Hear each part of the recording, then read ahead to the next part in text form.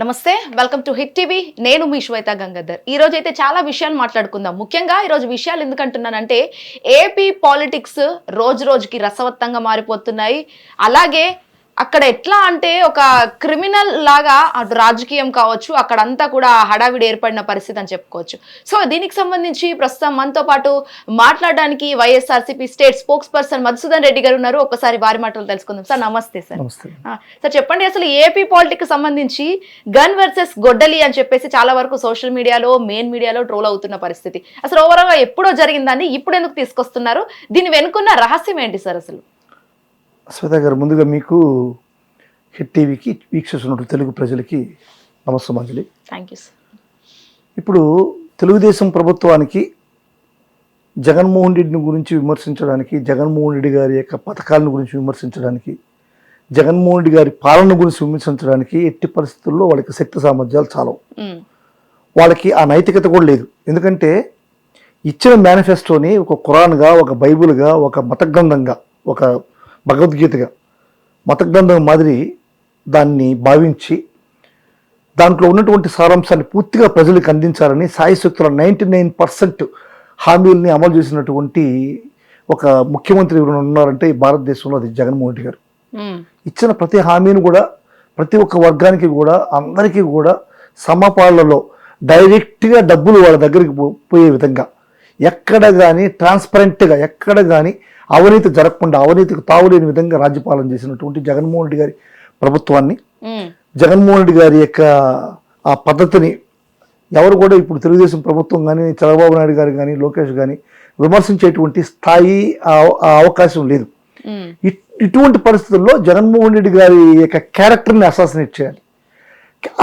జగన్మోహన్ రెడ్డి గారి యొక్క జీవితాన్ని బ్లేమ్ చేయాలి, వాళ్ళ కుటుంబాన్ని టార్గెట్ చేయాలి, వాళ్ళ కుటుంబాన్ని ఎన్నుకొని వాళ్ళ కుటుంబాన్ని చీలికలు తెచ్చి వాళ్ళ కుటుంబంలో ప్రేరణ చేసి ఏదో ఒక రాజకీయ లబ్ధి పొందాలనేటువంటిది ఈ తెలుగుదేశం దుర్మార్గులు చేసేటువంటి కార్యక్రమం. ఈ కార్యక్రమంలో భాగంగానే వాళ్ళకి తెలిసిన పదాలు ఏంది? మెయిన్గా మీరందరూ ఇంటా ఉంటే మీరు ఈ యొక్క తెలుగుదేశం కార్యకర్తలు కానీ, నాయకులు కానీ అందరూ కూడా వాళ్ళకి తెలిసినటువంటి పదాలు ముఖ్యంగా మీకు చెప్తాను చూడండి. తల్లి, చెల్లి, బాబాయి, గొడ్డలి, 11. ఈ 5 పదాలు తప్ప వేరే జగన్మోహన్ రెడ్డి గారిని గురించి మాట్లాడడానికి వేరే ఏదన్నా ఉందా? చంద్రబాబు నాయుడు గారు కానీ, పవన్ కళ్యాణ్ కానీ, లేకుంటే లోకేష్ కానీ ఎక్కడ మీటింగ్కి పోయినా జగన్మోహన్ రెడ్డి అనేటువంటి ఒక పదం, గొడ్డలి, కత్తి, అదేవిధంగా తల్లి, చెల్లి, 11 అనే మాటలు, ఈ మాటలు మాట్లాడకుండా ఏదన్నా మీటింగ్ కంప్లీట్ చేసినటువంటి దాఖలు ఏదన్నా ఈ మధ్యకాలంలో ఉన్నాయా? వాళ్ళకి విమర్శనాస్త్రాలు లేక, విమర్శించడానికి ఏదైనటువంటి అవకాశం లేక క్యారెక్టర్ అసాసినేషన్ చేయడం, జగన్మోహన్ రెడ్డి గారిని ఒక అనైతికమైనటువంటి మనిషిగా డిక్లేర్ చేసేటువంటి ఒక కార్యక్రమాన్ని ఈరోజు ఆంధ్ర రాష్ట్ర ప్రజలకు తీసుకెళ్తున్నారు. కానీ జగన్మోహన్ రెడ్డి గారి గురించి, జగన్మోహన్ రెడ్డి గారి భావాల గురించి అందరికీ తెలుసు. ఎట్టి పరిస్థితుల్లోనూ దాన్ని మనం ఎంత ముందుకు తీసుకొచ్చినా సరే ప్రజలు నమ్మేటువంటి పరిస్థితి లేదు. ఇది ఆడ గొడ్డల రాజకీయాలంతా చంద్రబాబు నాయుడు చేసేది. అంటే ఇప్పుడు జరిగిందని ఇప్పుడు ఎందుకు తీసుకొస్తున్నారు సార్? ఇప్పుడు చూడండి, మీకు బాగా గమనించారంటే వివేకానంద రెడ్డి గారి హత్య కేసులో సాక్షాత్తు సిబిఐ కోర్టు చెప్తా ఉంది, హైకోర్టు చెప్తా ఉంది, సుప్రీంకోర్టు చెప్తా ఉంది, జగన్మోహన్ రెడ్డి గారికి కానీ, భారతమ్మకు కానీ దాంట్లో ఎటువంటి సంబంధం లేదని చెప్తా ఉంది. అయినా కానీ జగన్మోహన్ రెడ్డి గారిని బ్లేమ్ చేస్తున్నారు. అంటే బాబాయిని చెప్పాడు, గొడ్డలి అని చెప్పని జగన్మోహన్ రెడ్డి గారిని బ్లేమ్ చేస్తున్నారు. అంటే ఇది ఏమైనా నైతికత ఇది చెప్పండి? సాక్షాత్ కోర్టులే చెప్తున్నారు వాళ్ళకి సంబంధం లేదని చెప్పని, వాళ్ళు విచారించాల్సిన అవసరం లేదని సిబిఐ కోర్టు డైరెక్ట్గా చెప్తా ఉంది. జగన్మోహన్ రెడ్డి గారిని, భారతమ్మ గారిని విచారించాల్సిన అవసరం లేదు అని చెప్పని. కానీ చంద్రబాబు నాయుడు గారు మాత్రం వివేకానంద రెడ్డి కేసుని ఎప్పటికీ అట్టే పెట్టుకోవాలనేటువంటిది ఒక ఉద్దేశం అయింది. ఎందుకంటే ఇప్పుడు ఆ కేసును గురించి, ఆ కేసు రన్ అవుతూ ఉండాలి. ప్రతి ఒక్క ఎలక్షన్కి వివేకానంద రెడ్డి కేసు ముందుకు తీసుకురావాలి, వివేకానంద రెడ్డి గారి కూతుర్ని సునీత గారిని ముందుకు తీసుకురావాలి, రాజకీయ లబ్ధి కావాలి. ఇప్పుడు చూడండి, మన సిబిఐ చెప్తా ఉంది విచారణ చాలు, ట్రయల్స్ చేయండి, కేసును తొందరగా ముగించండి అని చెప్పని. కానీ సునీత గారు ఒప్పుకోవట్లే, విచారించండి, ఇంకా ఫర్దర్గా మా నాన్నగారికి కేసు మీద విచారణ కావాలని చెప్పని. మీరు గమనించారంటే సునీత గారు లాయరు, దాంట్లో మెయిన్ ముద్దాయిగా టీవీల ముందరికి ప్రత్యక్షంగా వచ్చి నేనే గుండెల మీద కూర్చొని గొడ్డలతో నరికాను అని చెప్తున్నటువంటి దస్తగిరి దస్తగిరి ఏదైతే దస్తగిరి ఉన్నాడో దస్తగిరి అయినటువంటి వ్యక్తి Right. నేనే వివేకానంద రెడ్డి మీద కూర్చొని గొడవలతో నరికాను, నేనే చంపానని చెప్పి డైరెక్ట్ గా టీవీలో చెప్తా ఉంటే అతనికి బెయిల్ వస్తే ఆ బెయిల్ మీద పిటిషన్ లేదు. బెయిల్ని రిజెక్ట్ చేయండి, బెయిల్ని ఆపండి అని చెప్పని ఎప్పుడు కానీ సుంతే కాదు అడగలేదు. ఆ దస్తగిరి లాయర్ కానీ, చంద్రబాబు నాయుడుకు ఉండేటువంటి లాయర్ కానీ, సునీత గారికి ఉండే లాయర్ కానీ అందరూ కూడా ఒకే లాయర్ సిద్ధార్థ లుత్రా. ఒక పనికి మాలిన అనామకమైనటువంటి ఒక దస్తగిరి అనేటువంటి వ్యక్తి ఈరోజు కారులో తిరుగుతున్నాడు, టీవీల ముందు ప్రెస్ మీట్లు ఇస్తున్నాడు, టీవీలో హల్చల్ చేస్తున్నాడు. ఒక గంటకి లక్షల్లో పలికేటువంటి సిద్ధార్థ రుద్ర అనేటువంటి లాయర్ని పెట్టుకుని వాదించుకుంటున్నాడు. ఎట్టొచ్చింది ఈ డబ్బు? చంద్రబాబు నాయుడు డబ్బు గారు ఇది. మీరు చూడండి, ముగ్గురికి ఒకే లాయర్ ఏ విధంగా వస్తారు? సిద్ధార్థ రుద్ర తప్ప ఇంక ఊరు ప్రపంచంలో లాయర్లు లేరా? ఇదంతా కూడా చంద్రబాబు నాయుడు గారు అనేటువంటి ఒక డ్రామా. వివేకానంద రెడ్డి హత్య కేసు అనేది చంద్రబాబు నాయుడికి ఒక మసాలా లాంటిది. దాన్ని ఫ్రిడ్జ్లో పెట్టుంటాడు. ఫ్రిడ్జ్లో పెట్టి తీసి ఎప్పుడు ఎలక్షన్ వస్తుందో మసాలా కలిపి ప్రజలకు ఇస్తుంటాడు. ఎట్టి పరిస్థితుల్లో కూడా ఈ యొక్క కేసుని ఫైనలైజ్ చేసి విచారణ పూర్తి చేసేటువంటి కార్యక్రమాన్ని వాళ్ళు తీసుకోరు. ఎప్పటికీ చంద్రబాబు నాయుడు గారు ఇది కొనసాగిస్తూనే ఉండాలి. సునీత గారికి, అదేవిధంగా షర్మిల గారు ఒక జగన్మోహన్ రెడ్డికి వ్యతిరేకంగా మాట్లాడడానికి ఉపయోగించుకునేటువంటి ఒక తాళాలు చంద్రబాబు నాయుడికి.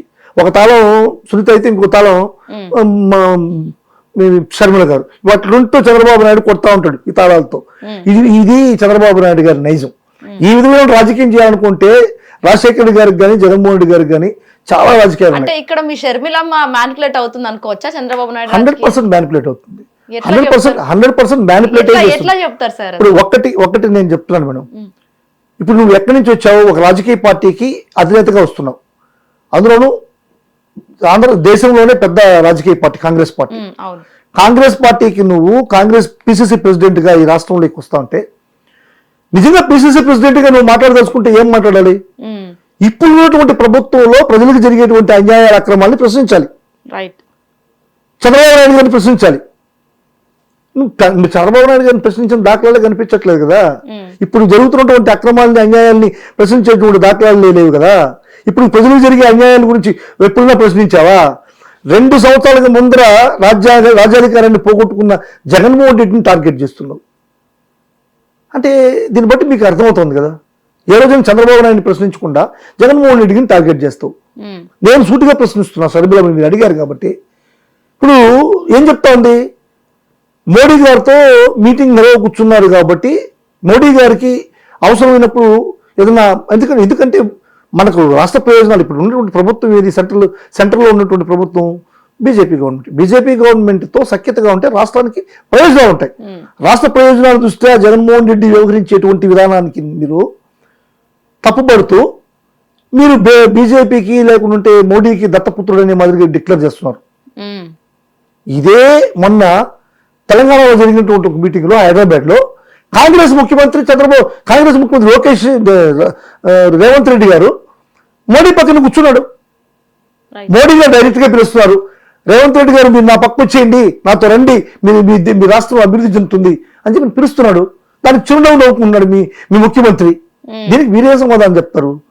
ఇప్పుడు దత్తపుత్రుడా మీ ముఖ్యమంత్రి, కాంగ్రెస్ ముఖ్యమంత్రి దత్తపుత్రుడా మోడీకి? రాష్ట్ర ప్రయోజనాల కోసం ఆ రోజు అక్కడ రేవంత్ రెడ్డి ప్రవర్తించినటువంటి విధానం, దాన్ని మనం తప్పబడ్డానికి కూడా లేదు. ఎందుకంటే తెలంగాణ రాష్ట్ర ప్రయోజనాల కోసం కేంద్ర ప్రభుత్వం నుంచి నిధులు కావాలా, నిధులు తెచ్చుకోవాలా, దానికి ప్రధానమంత్రితో సఖ్యతగా ఉండాల్సిన అవసరం. అది రాజకీయాలు కాదన్న, అది రాష్ట్ర ప్రయోజనాలు. దానికోసం రేవంత్ రెడ్డి గారు ఉన్నారు, దాన్ని తప్పట్టకూడదు. మీరు తప్పకూడదు, నేను తప్పకూడదు. అదే పరిస్థితి జగన్మోహన్ రెడ్డి గారిది. కానీ జగన్మోహన్ రెడ్డి విషయానికి వచ్చి తప్పట్టినప్పుడు మీరు రేవంత్ రెడ్డి గారిని ప్రశ్నించండి సూటిగా. పక్క రాష్ట్రానికి ప్రశ్నిస్తారా? దమ్ముందా? మీకు ధైర్యం ఉందా? మరి ఇవన్నీ మీరు స్వప్రయోజనాల కోసం కుటుంబ కలహాలని తీసుకొచ్చి రాజకీయంగా రంగుభూమి, రాజకీయంగా రుద్ది జగన్మోహన్ రెడ్డి దిగదార్చడమే కదా. రాష్ట్రంలో మీ కుటుంబాన్ని దిగదార్చడమే కదా. రాజశేఖర రెడ్డి గారి యొక్క ఆలోచన విధానాన్ని, రాజశేఖర రెడ్డి గారి చరిష్మాని దిగదార్చడమే కదా. షర్మిలమ్మకి నేను సీరియస్ చెప్తున్నా, ఇది మీకు తగదమ్మా ఇది. ఎందుకంటే మీరు మిమ్మల్ని గౌరవిస్తారు. హిట్ టీవీ యాప్, ఇందులో short news, live news, entertainment shows, movies, digital magazines తో పాటు మీ జిల్లా వార్తలను కూడా ఫ్రీగా చూడొచ్చు. ఇంకెందుకు ఆలస్యం? వెంటనే హిట్ టీవీ యాప్ ని డౌన్లోడ్ చేసుకుని ఫ్రీగా ఎంటర్టైన్మెంట్ పొందండి. Hit TV app. Hit TV app. Please download hit TV app. Hit TV app ని ఫ్రీగా డౌన్లోడ్ చేసుకుని ఎంజాయ్ చేయండి. మీకు నచ్చిన ఎంటర్టైన్మెంట్ కోసం హిట్ టీవీ యాప్ ని ఫ్రీగా డౌన్లోడ్ చేసుకుని ఎంజాయ్ చేయండి. హిట్ టీవీ యాప్ని డౌన్లోడ్ చేసుకుని ఆస్వాదించండి, ఆశీర్వదించండి. ఇంతమంది సెలబ్రిటీలు హిట్ టీవీ యాప్ ని డౌన్లోడ్ చేసుకోండి అని చెప్తున్నారంటే ఎంత మంచి యాప్ ఆలోచించండి. అమెరికా అమెరికా అమెరికా అమెరికాలో చదవాలనుకునే వాళ్ళకి విశ్వసనీయమైన పేరు మన శౌర్య కన్సల్టెన్సీ. UK లో 1 year masters. UK లో 1 year masters. 2 years work permit up to 5 years visa. Contact Saurya Consultancy.